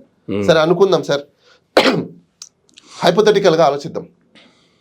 అమరావతిలో మొత్తము రోడ్లు వేసేసారు, శానిటేషన్ మొత్తం రెడీ అయిపోయింది, డ్రైనేజ్ సిస్టమ్ రెడీ అయిపోయింది, వాటర్ ఫెసిలిటీ, ఎలక్ట్రిసిటీ, దాని తర్వాత మీకు ట్రాన్స్పోర్ట్ సిస్టము, బిల్డింగ్స్, రెస్టారెంట్లు అన్నీ వచ్చేసాయి, బాగుంది, అవునా? అక్కడ ఉండాల్సిన వాళ్ళు ఎవరండి? అమర్ గారు, ఎవరు ఉండాలి? ప్రజలు కదా. అంతే కదా. నిజంగా ప్రజలకి ఇప్పుడు మినిమం జీతం ఎంత ఉందండి? 10,000 ఉంది. 10,000 రూపాయలతో అమరావతి ఆ సిటీలో 70% కామన్ మ్యాన్సే కదా ఉంటారు. Poverty line, middle poverty line ఉన్న వాళ్ళు కదా ఉంటారు. వాళ్ళు నిజంగా బతకగలుగుతారు అక్కడ? ప్రజలారా మిమ్మల్ని మీరు ప్రశ్నించుకోండి. స్కోప్ ఉందా? కష్టమే కదా. ఛాన్స్ ఉందా? నేను ఎందుకంటే ఎన్లైట్మెంట్ చేస్తున్నాను. నేను ఆలోచించుకోండి మీరు ఒకసారి. ఎందుకంటే మీ జీతం 10,000, అది పెరగల.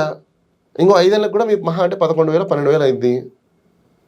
మీరు అక్కడ పెట్టాల్సింది ఎంత? ఇప్పుడే మధ్యలో ఒక గోడ కట్టేసి డబుల్ బెడ్రూమ్ అని చెప్పి 15,000 రూపాయలు రెంట్ అంటున్నారు. హైదరాబాద్లో మీకు ఇప్పటికి కూడా 7,000 8,000 డబుల్ బెడ్రూమ్లు దొరుకుతున్నాయి. మరి అక్కడ లేవు. వై? ఎందుకని? ఇంకా అలాంటప్పుడు డబ్బులు ఎట్టిపోతాయి? సంపాదించిన డబ్బులు పాయే. ఇంకా మీ లైఫ్ జీవితాలు ఎందుకు?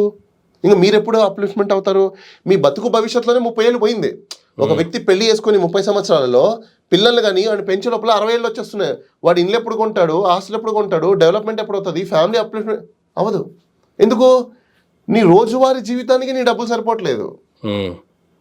ఈ డబ్బులు సరిపోవు కాబట్టే ప్రభుత్వాలు వెల్ఫేర్ అనే రూపంలో, సబ్సిడీ రూపంలో నీకు అప్లిఫ్ట్మెంట్ కోసం బ్యాక్ పుషప్ చేయాలి. That is called incentives, that is called welfare, that is called రాయితీలు, దట్ ఈస్ కాల్డ్ ఫ్రీబీస్. అది ఇచ్చినప్పుడే నీ ఫ్యామిలీకి సపోర్ట్ ఇచ్చినప్పుడే కొంచెం అప్లిఫ్ట్మెంట్ అవుతావు. ఇది ప్రభుత్వం యొక్క డ్యూటీ. వాళ్ళు మెహర్బానికి మనకి ఇవ్వట్లా. ఏ రాజకీయ నాయకుడు పుణ్యానికి ఫ్రీగా మనకి ఇవ్వట్లా. ఏ పవన్ కళ్యాణ్ వాడి జోబుల నుంచి డబ్బులు ఇవ్వట్లా. ఏ చంద్రబాబు నాయుడు వాళ్ళ జోబుల నుంచి డబ్బులు ఇవ్వట్లా. ఏ జగన్మోహన్ రెడ్డి గారు వాళ్ళ జోబుల నుంచి డబ్బులు ఇవ్వట్లా. లేకపోతే ఏ రాహుల్ గాంధీ జోబుల నుంచి డబ్బులు ఇవ్వట్లా. ఏ నరేంద్ర మోడీ జోబుల నుంచి డబ్బులు ఇవ్వట్లా. మీరందరూ తెలుసుకోండి, వాళ్ళందరూ ఇచ్చేది మన యొక్క రైట్ని. రాజ్యాంగంలో గూగుల్లో ప్రతి ఒక్కరు సెర్చ్ చేయండి. గూగుల్ అమ్మ తల్లి, వికీపీడియా ఫాదర్ అని 2 ఉన్నాయి. ఇలా కొడితే అలా వచ్చేస్తుంది. డిపిఎస్పీస్ అని ఉంటాయి, directive principles of state policies. అందులో క్లియర్గా ఉన్నాయి. వాళ్ళు రాజ్యాంగం ప్రకారంగానే మనకి ఇస్తున్నారు, అది చెప్పట్లేదు. మెహర్బానీ అని మనకు చెప్తున్నారు. కళ్ళు తెరవండి ఇప్పటికైనా. వాళ్ళు వెల్ఫేర్స్ మనకి ఇచ్చేది ఊరికే ఇవ్వట్లా. అది నా హక్కు, జన్మతో వచ్చిన నా హక్కు, అది రాజ్యాంగం నాకు కల్పించిన హక్కు. ఎందుకయ్యా మీరు ప్రశ్నించరు? అడుక్కుంటారు ఎందుకు? ఏం కొంచెం కూడా మీకు అనిపించట్లేదా? స్టార్టింగ్ లో మీరు చెప్పినట్లు ఇలా ఫ్రీబీస్ ఇచ్చేవాళ్ళు, లేదంటే ఈ రకంగా ఫ్రీబీస్ ఇస్తూ జనాన్ని సోమరపోతులు చేస్తున్న ప్రభుత్వం మాకు వద్దనుకొని కబుర్లు చెప్పేటువంటి, తీయని మాటలు చెప్పేటువంటి కూటమికి మద్దతు పలికారు. అది ప్రజలు చేసిన తప్పు అన్నారు కదా. ఇప్పుడు ప్రజలు అదే కోరుకుంటున్నప్పుడు ఫ్రీబీస్ ఇవ్వటం, పొందటం ఆ రాష్ట్ర ప్రజల యొక్క హక్కు అయినప్పటికీ కూడా మాకు అవసరం లేదనుకుని దానికి ఓటేసినట్టే కదా. అవసరం లేదనుకుని ఓటేయలేదు. ఫర్ కైండ్ ఇన్ఫర్మేషన్, ప్రజలు అత్యాశకు ఓటేశారు. అత్యాశ అంటే ఎక్కడి నుంచి వచ్చింది మళ్ళీ ఇక్కడ? మరి ఇప్పుడు జగన్మోహన్ రెడ్డి గారు వాలంటీర్లకు 5,000 ఇచ్చేవాడు. అమ్మ ఒడి ఇంకోటి చెప్పిన దాంట్లో ఇచ్చేవాడు. ఈ కూటమి వచ్చి ఏం చెప్పింది? వాలంటీర్లకు 10,000 ఇస్తామని చెప్పింది. తర్వాత పిల్లోళ్ళు ఎంతమంది అయితే ఉంటారో అంతమందికి 15,000 ఇస్తానింది. ఆశ ఎప్పుడైతే పెరిగిపోయిందో, మీకు బెస్ట్ ఎగ్జాంపుల్ ఒకటి చెప్తాను చూడండి. ఒక డ్రైవర్కి మీరు 15,000 రూపాయలు జీతం ఇస్తున్నారు. అతను 8 గంటలు పని చేస్తాడు.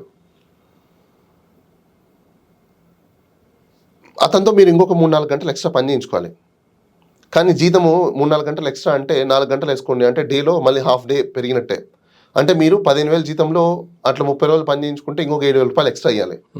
ఇప్పుడు మీరు 7 రూపాయలు ఇవ్వలేరు, అతనితో పని తీసుకోవాలి. అప్పుడు మీరు ఏం చేస్తారు? సైకలాజికల్ గేమ్ ఇదంతా. చిన్న లాజిక్ చూడండి. ఆ 15,000 రూపాయల గురించి మీరు మాట్లాడరు. అరే రోజు నువ్వు నా దగ్గర 4 గంటలు పని చేస్తే నీకు జీతంలో ఇంకో 10% ఎక్స్ట్రా ఇస్తాను రా అని అంటాడు. మీరు వాడి ఫోకస్ ఎక్కడ ఉంటుంది? జీతం మీద ఉంటుందా, 10% ఎక్స్ట్రా మీద ఉంటుందా? 10% ఎక్స్ట్రా మీద ఉంటుంది. ఎగ్జాక్ట్లీ. ప్రజలు కూడా అంతే. ఎందుకంటే ఇది ఎలాగో వస్తుంది, అడిషనల్ వస్తుంది కదా, దాని మీద ఫోకస్ చేద్దాం. ప్రజలు కూడా అంతే. ఎలాగో వీడు ఇచ్చేస్తున్నాడు, ఇప్పుడు ఇది ఎట్లాగో కొనసాగిస్తా అంటున్నాడు, ఇది కాకుండా వీడు ఎక్స్ట్రా కదా ఇస్తున్నాడు. సో రెండింటికి కూడా ఇటు జగన్మోహన్ రెడ్డి గారు కావచ్చు, ఇటు చంద్రబాబు నాయుడు గారు ఇద్దరు క్లారిటీ ఇచ్చారు. మళ్ళీ జగన్మోహన్ రెడ్డి గారేమో ఎవరు వచ్చినా వీటిని తీసేయలేనంతగా దీనికి అమెండ్మెంట్ జరిగిపోయిందని చెప్పేశారు. ఈయనేమో నేను అవేవి తీయను, అంత మించి చేస్తానని చెప్పి చంద్రబాబు నాయుడు అయిపోయింది. సో ప్రజలు ఏమనుకుంటారు? తక్కువ ఇచ్చేవాడు దానికంటే ఎక్కువ ఇచ్చేవాడు వెళ్ళడం బెటర్ కదా. ఎక్కువ ఇస్తా అన్నాడు, వెళ్ళాడు, ఏమైంది? బిస్కెట్ అయింది. ఎందుకు బిస్కెట్ అయింది? దీనికి కూడా ఒక ఎగ్జాంపుల్ చెప్తా. మీ దగ్గర ఒక ఎంప్లాయీ పనిచేసేవాడు, 10,000 జీతం. వాడితో నాకు పని ఉంది, ఇప్పుడు ప్రస్తుతం పని ఉంది. నేను వాడికి ఏం చెప్తా? అరే నా దగ్గరకు వచ్చాను, 20,000 జీతం ఇస్తాను చెప్తాను. నా దగ్గరకు వచ్చాడు, 20,000 జీతం అన్నా. నేను వచ్చేటప్పుడు నాకు ఇంకోటి దొరికేశాడు 15,000కి. నేను వాడిని పెట్టేసుకున్నా. అప్పుడు ఈడేమయ్యాడు? బఫున్. అంతే కదా. ఆడ జీతం ఉద్యోగం బాయ్, ఇక్కడ బాయ్. ఇప్పుడు ప్రజల పరిస్థితి ఏంటి? వాళ్ళు కూడా అంతే. అక్కడ ఇచ్చేవాడు బాయ్, ఇక్కడ ఇవ్వడు బాయ్. ఇప్పుడు వాళ్ళు ఏం చేయాలి? ఏం చేయలేం. This is all psychological game. That's called social engineering. Is more important. It's a vital and key role in the elections. Okay. చాలా వైటల్ రోల్ ప్లే చేస్తుంది సోషల్ ఇంజనీరింగ్ అనేది. సైకలాజికల్ మైండ్ గేమ్ లేనిది సొసైటీ లేదు. Coming to the point of present గవర్నమెంట్కి వస్తే, నాకు తెలిసినంత వరకు ఇంకొక హార్డ్లీ 6 months 1 year నడుస్తుంది. దాని తర్వాత మోస్ట్ ప్రాబబ్లీ ఎన్డీఏ టేకప్ చేసేస్తుంది. ఎస్, ఎన్డీఏ టేకప్ చేస్తుంది. ఎన్డీఏ టేకప్ చేసిన ఎన్డీఏలో భాగస్వాములే కదా అందరూ. భాగస్వాములు అంటే వీళ్ళని ఎగ్జిట్ చేస్తారు. ఎవరిని ఎగ్జిట్ చేస్తారు? మీరు మహారాష్ట్రలో శివసేన పరిస్థితి ఏమైంది? Same to same. ఇప్పుడు ఎగ్జిట్ చేయడానికి ఎవరున్నారు? ఇంకా ఏముందండి, టీడీపీ మొత్తం అంతా, TDP and Janasena merge with NDA అంటే బీజేపీ. That is matter. అక్కడ బీజేపీ. సో ఏమవుతుంది? మహా అయితే పవన్ కళ్యాణ్ గారు సీఎం అవుతారు, డిప్యూటీ సీఎం నుంచి సీఎం అవుతారు. కానీ ఉండేది వీళ్ళే, ఇటు నుంచి అటు పోతారు. అంతే. ఉండేదంతా వాళ్ళే. అదే రాష్ట్రం, అదే ప్రజలు, అదే మోసం. అంతే, మోసం అంతే. అంతకుమించి ఏం లేదు. ఇంకేముంది అక్కడ? సో కూటమి మాత్రం 1 year లో చీలిపోతుంది. చంద్రబాబు నాయుడు గారు దిగిపోతారు, పవన్ కళ్యాణ్ గారు సీఎం అయిపోతారు. సో ఇప్పుడు ఆయన కామెంట్ లేదు అనే మీనింగ్ కూడా అదేనా మరి? అంతే కదా మరి. ఆయన డైరెక్ట్ గా అలా చెప్పకుండా ముందు నుంచి ఆయన హెచ్చరించుకుంటూ వస్తున్నారు. అంతే. సో ఇంత అర్థం ఉందా కామెంట్లు వెనకాల? ఖచ్చితంగా ఉందా, లేకపోతే ఎందుకు చెప్తారు చెప్పండి. ఏంది అంటే ఈ కామెంట్ల వెనకాల జరిగేది ఇదే అని మీకున్న క్లారిటీ ఏంది? క్లారిటీ అంటే బీజేపీ వాళ్ళతో ఉన్న సత్సంబంధాల వల్ల వాళ్ళ డిస్కషన్, ఇప్పుడు మీరు నేను ఎట్లా డిస్కషన్ చేసుకుంటుంటామో, సో వాళ్ళు చాలా మంది రాజకీయ నాయకులు ఉంటారు కదా, వాళ్ళలో ఇంటర్నల్ అదే వేగుల వారి సమాచారాల ప్రకారము వాళ్ళు ఏంటంటే నెక్స్ట్ శివసేన ఏ విధంగా అయితే మహారాష్ట్రలో ప్లాన్ ఉందో అలానే ఆంధ్రాకు కూడా వీళ్ళు ప్లాన్ డిజైన్ చేస్తున్నారు అని తెలిసింది.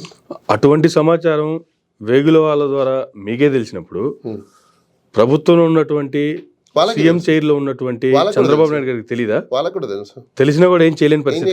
చెప్పండి, తెలిసినా ఏం చేస్తారు వాళ్ళు? నరేంద్ర మోడీని కాదని చెప్పి ఢీ కొట్టగలుగుతారా? మొన్న మీరు చంద్రబాబు నాయుడు స్పీచ్ చూసారా? ఇదే నరేంద్ర మోడీని తిట్టిన చంద్రబాబు నాయుడు ఈరోజు సార్ తేరా స్కూల్ మేరా స్కూల్ ఏకీ హై sir, your school my school ఈ same to same, we are same to same అంటున్నాడు ఆయన. అయిపోలే అక్కడే మీకు. ఓకే, ఇంకా సో ఫైనల్గా ఇదే జరుగుద్ది అంటారు? ఖచ్చితంగా జరిగే అవకాశాలు ఉంటాయి. సో దాంట్లో భాగంగానే గత గవర్నమెంట్ చేసిన వాటన్నిటికి కూడా లైక్ బ్రాండ్ అంబాసిడర్గా వ్యవహరిస్తున్నారంటారా పవన్ కళ్యాణ్ గారు? మొన్న గెలిచిన తర్వాత ఆయన రుచికొండకి వెళ్ళారు, దాన్ని ప్రజలకు చూపించారు. అసలు ఇంత అద్భుతం అని చెప్పి ఆయనే సెల్ఫీలు తీసుకొని, జనరల్గా ఆయన ఒక హీరో కాబట్టి షూటింగ్ నిమిత్తం రకరకాల దేశాలు తిరుగుతూ ఉంటారు.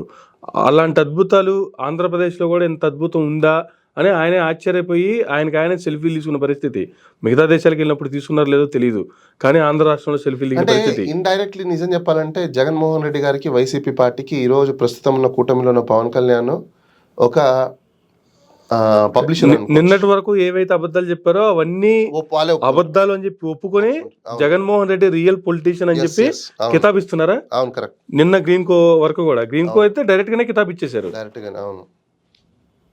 సో ఇవన్నీ కూటమి చీలిపోవటానికి గల సంకేతాలు, కారణాలు. ఇవన్నీ తెలిసినా కూడా ఇప్పటికీ చంద్రబాబు నాయుడు గారు కావచ్చు, లోకేష్ గారు కావచ్చు ఏం చేయలేని పరిస్థితి. ఏం చేయగలుగుతారు వాళ్ళు? ఏం చేయలేరు. అంటే కూటమి చీలిపోయినా ఏం చేయలేరు, అధికారం పోయినా ఏమీ చేయలేరు. పోనీ అదే లాస్ట్ ఉన్నప్పుడు ఎన్డీఏ గవర్నమెంట్తో చీలిపోయి పవన్ కళ్యాణ్ గారు కూడా పక్కకి వెళ్ళిపోయి సింగిల్గానే చంద్రబాబు నాయుడు గారు ధర్మ పోరాట దీక్ష లాంటివి పెట్టి ఇదే ప్రధాని నరేంద్ర మోడీ గారు నానాడు ఏ విధంగా మాట్లాడారు చూసాం కదా. అటువంటి తెగువ ఇప్పుడు రాదంటారా మరి? నోవే. ఎందుకు నోవే? వస్తే ఇమీడియట్లీ మొత్తం పార్టీ అంతా అవుట్. ఇన్ కేసు ఒకవేళ మోడీ గారికే ఎత్తులకు పై ఎత్తులు, లేకపోతే కర్ణాటక పాలిటిక్స్, లేకపోతే మహారాష్ట్ర పాలిటిక్స్ ఇక్కడ అప్లై చేద్దాం అనుకుంటే అంతకు మించిన సీనియారిటీ, అంతకు మించిన రాజకీయ చతురత ఉన్నటువంటి వ్యక్తి కదా చంద్రబాబు నాయుడు గారు. ఎవరు చెప్పారు చంద్రబాబు నాయుడు గారికి రాజకీయ చతురత ఉంది, ఆయన మోస్ట్ టాలెంటెడ్ విజనరీ అని ఎవరు చెప్పారు మీకు? మీ మీడియా వాళ్ళకి ఏం పని బాటలేవు. ఎక్కడో ఎవడో చెప్పిందంతా తీసుకొచ్చేసి ప్రజలకు రుద్దేసి ఆయన ఎక్కడనో కూర్చోపెట్టేశారు. మోడీ గారు టాలెంటెడ్ అని ఎవరు చెప్పారు మరి? మోడీ గారు టాలెంటెడ్ ఎవరు చెప్పారు? మోడీ గారు చెప్పలేదు నేను టాలెంటెడ్ అని చెప్పి. ఆయన ఎప్పుడు ఆయన చౌకీదార్ అని ఇప్పుడు కూడా అంటాడు ఆయన. పాపం ఆయన ఎప్పుడు టాలెంటెడ్ అని ఏ రోజు చెప్పలేదు ఆయన. ఓకే, నేను విజనరీ ఓన్లీ చంద్రబాబు నాయుడు గారు మాత్రమే చెప్పుకుంటున్నారు. సెల్ఫ్ డిక్లరేషన్ చేసుకున్న ఏకైక సీఎం ఎవరంటే ఆయన ఒక్కరే. ఆమె విజనరీ అని చెప్పి డిక్లేర్ చేసుకున్న సీఎం ఆయన ఒక్కడే నాకు తెలిసి. ఓకే, ప్రపంచ దేశాలలో ఇంత డెవలప్మెంట్ చేసినటువంటి జగన్మోహన్ రెడ్డి కూడా కనీసం చేసేది చెప్పుకోవడం కూడా రాక 11 సీట్లకే పరిమితం అయిపోయారు. ఏమీ చేయకపోయినా కూడా నేను విజనరీ అని చెప్పుకొని చంద్రబాబు నాయుడు గారు సెల్ఫ్ సర్టిఫికేట్ ఇచ్చేసుకుంటున్నారు. నాకు తెలిసి ఆంధ్ర రాష్ట్రంలో కూడా ఆయన పేరు నాకు గుర్తు రావట్లేదు. స్వయం ప్రకటిత మేధావి ఒక ఆయన ఉన్నాడు. ఆయన ఏదో సంఘాలకి సంథింగ్ ప్రెసిడెంట్. అండ్ అలానే స్వయం ప్రకటిత మేధావి సీఎం ఈయన. జనాలు కాదు చెప్పేది, ఈయనే. ఓకే, ఇంకో విషయం చెప్తాను చూడండి. హైటెక్ సిటీ మొత్తము ఐటీ మొత్తం ఈయన డెవలప్ చేస్తాడు అంటాడు. ఈయన ఏం డెవలప్ చేస్తాడు? ఎవడు అండి బిల్డింగ్స్ అన్నీ అవి? ఆ రోడ్లన్నీ ఎవరివి? గవర్నమెంట్వి. రోడ్లు ఎందుకు వేయాల్సి వచ్చింది? ప్రజలు పోతారు కాబట్టి వేయాల్సి వచ్చింది. మీకు ఇంకో బెస్ట్ ఎగ్జాంపుల్ ఒకటి చెప్తాను చూడండి. మనము TV9 చౌరస్తా దగ్గర నుంచి, అదే సిగ్నల్ దగ్గర నుంచి టువర్డ్స్ పంజాగుట్ట వెళ్ళేటప్పుడు శ్మశానం దగ్గర చట్నీస్ పక్కన చిన్న ఫ్లైఓవర్ వేశారు. అవునా? ఎందుకు వేశారు ఆ ఫ్లైఓవర్? పక్కన సమాధులు ఉన్నాయి కాబట్టి పైనుంచి పోవడానికి కాదు. అక్కడ ట్రాఫిక్ ఎక్కువ జామ్ అవుతుంది కాబట్టి వైండ్ అప్ చేయడానికి స్కోప్ లేదు కాబట్టి చిన్న బ్రిడ్జ్ లాంటిది వేశారు. అవును, అది ఎవడైనా వేయాల్సిందే కదా. అది విజనా? అది నీడ్. అది విజన్ కాదు, ఇట్స్ నీడ్. ఎందుకు? ప్రజలు ఎక్కువ ట్రాఫిక్ అవుతుంది కాబట్టి బ్రిడ్జ్ చేయాల్సి వచ్చింది. బ్రిడ్జ్ చేశాను అని చెప్పేసి నేను విజనరీని చూడండి, నేను బ్రిడ్జ్ చేశాను కాబట్టి ఇప్పుడు ఇన్ని రోజుల తర్వాత ట్రాఫిక్ చాలా ఫ్రీగా ఫ్లో అవుతుందంటే మీ అంత ఇమ్మెచ్యూర్డ్ ఎవరు ఉంటారు? అక్కడ బ్రిడ్జ్ అనేది నీడ్ 100% కరెక్టే. అలానే అది వెయ్యడం అనేది కూడా 100% కరెక్టే. అలానే రహేజా కావచ్చు, మైండ్ స్పేస్ కావచ్చు, లేకపోతే ఐటీ హబ్ కావచ్చు, ఇవన్నీ కూడా ఆ టైంలో మీకు సిటీలో పెట్టుకోవడే అవకాశాలు లేవు ఐటీ కంపెనీలు. ఏది ఓల్డ్ సిటీ ఏరియా మొత్తం అంతా సరౌండింగ్స్ మనం తీసుకుంటే శ్రీనగర్ కాలనీ, బంజారా హిల్స్ అవి దాటేసిన తర్వాత మీకు కొంచెం ఇంకా మాదాపూర్ అటు వెళ్ళిపోయారంటే మొత్తం అడిలా ఉండేది. అవును.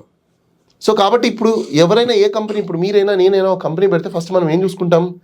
కాస్ట్ ఆఫ్ అడ్మినిస్ట్రేషన్ కాస్ట్ చాలా తక్కువ ఉండాలనుకుంటాం. అటువైపు వెళ్ళారనుకోండి ల్యాండ్ కాస్ట్ తక్కువ, రైట్? సో దానివల్ల యూజువల్గా వెళ్ళిపోతారు అటువైపు. ఇక్కడ 30,000 రెంట్ ఉంటే అక్కడ 15,000 రెంట్కి వచ్చేది. సో ఎవరైనా ఎక్కడికి వెళ్తారు? అటే షిఫ్ట్ అవుతారు. అటు షిఫ్ట్ అయినప్పుడు కంపెనీలు వచ్చినప్పుడు ఇన్ జనరల్గా అపార్ట్మెంట్స్ రావడము, ఇల్లు రావడము, అక్కడ రెంటింగ్ ఉండడము చేయడం జరుగుతుంది. మరి ఆయన డెవలప్మెంట్ ఎలా ఇది నాకు అర్థం కాదు. దానికి ఆజ్యం పోసింది ఆయనే కదా ఎవరు రాజ్యం పోసింది? చంద్రబాబు నాయుడు గారు. ఇప్పుడు నేను ఒకటి చెప్తాను చూడండి, ఇప్పుడు అదంతా డెవలప్ ఎందుకైంది? హైటెక్ సిటీ అనేది ఒకటి తీసుకురావడం వల్లే కదా, ఐటీ అనేది ఒకటి హైదరాబాద్ కి పరిచయం చేయడం వల్లే కదా. ఎవరికి పరిచయం? అదే కదా ఆయన చెప్పుకుంటున్నారు. ఇప్పుడు రాజీవ్ గాంధీ అండి పరిచయం చేసింది. ఐటీ టెక్నాలజీ అంటేనే రాజీవ్ గాంధీ ఎప్పటిలోనే తీసుకొచ్చారు, అది చరిత్ర. కానీ దాన్ని ఎన్కాచ్ చేసుకుంటుంది ఎవరు? చంద్రబాబు గారు. దట్స్ వాట్ నేను అదే అంటున్నా. స్వయం ప్రకటిత మేధావి అని నేను అదే చెప్పాను కదా మీకు. స్వయం ప్రకటన మేధావి ఆయన సంఘాలకు ఏదో ప్రెసిడెంట్ ఒక ఆయన ఉన్నాడు, ఆయన స్వయం ప్రకటన మేధావి సీఎం ఈయన. ఈయనకి డిక్లరేషన్ ఇచ్చేసుకుంటాడు అనమాట. వీళ్ళు ఇప్పుడు దాకా ఎప్పుడైనా ఎవరైనా ఒక ఇంటలెక్చువల్ పర్సన్స్తో కూర్చొని వీళ్ళు డిబేట్ చేసి చూసారా మీరు? ఏమని చేస్తారు? ఎందుకు చేయలేదు చెప్పండి?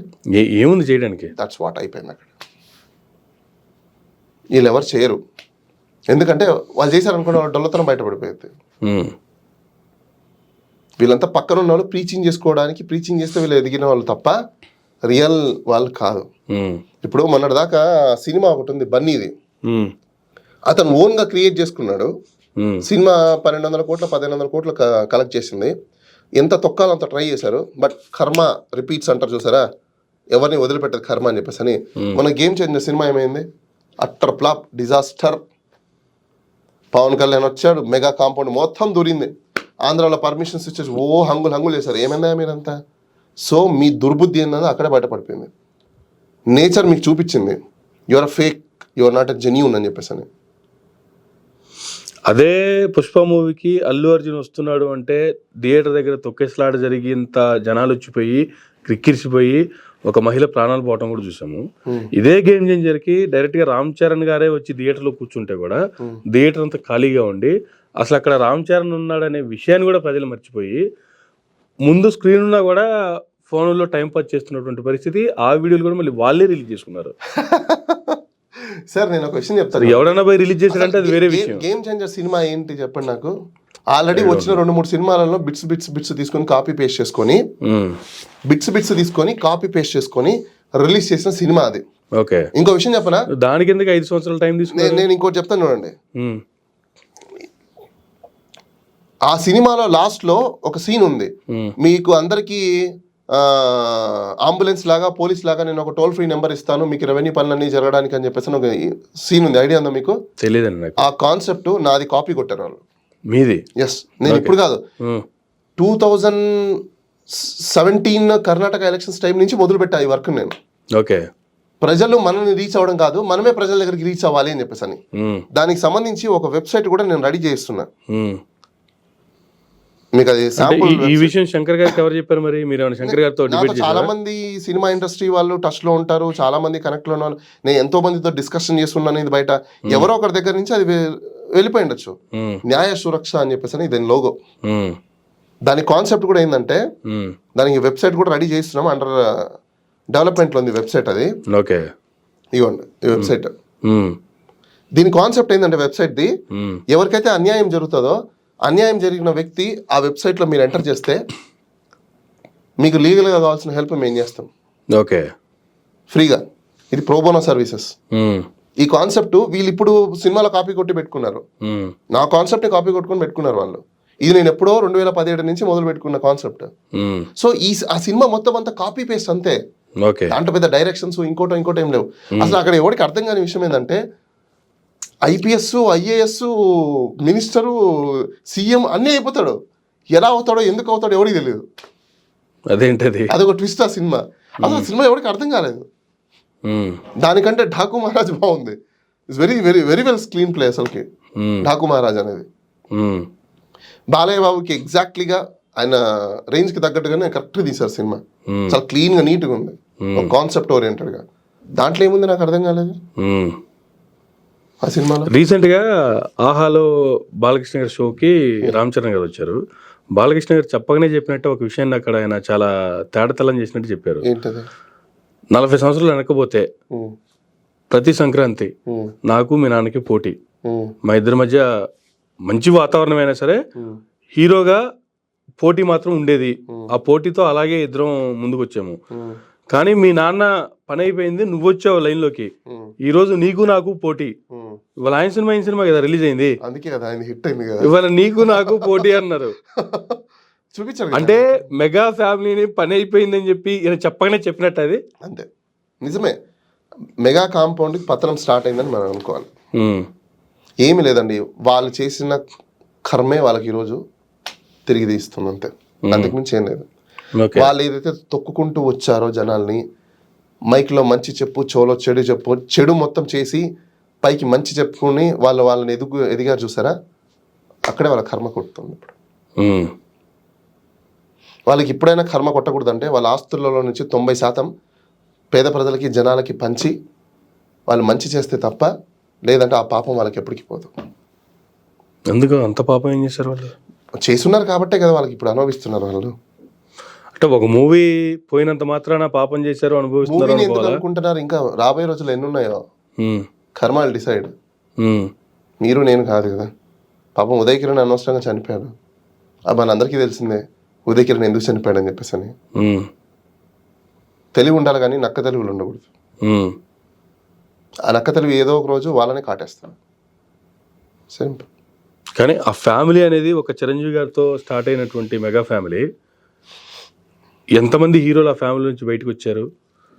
ఈరోజు డిప్యూటీ సీఎం రేంజ్ వరకు వచ్చినటువంటి పవన్ కళ్యాణ్ గారిని చూసినా ఎవరైనా డెవలప్ అవుతూ ఎదుగుతున్న వాళ్ళే తప్ప, దానికోసం కష్టపడుతూ ఆ గోల్ని రీచ్ అయిన వాళ్ళే తప్ప, ఇప్పుడు ఒక మూవీ పోయింది కాబట్టి వాళ్ళ పతనం స్టార్ట్ అయిపోయింది అనుకోవాలా?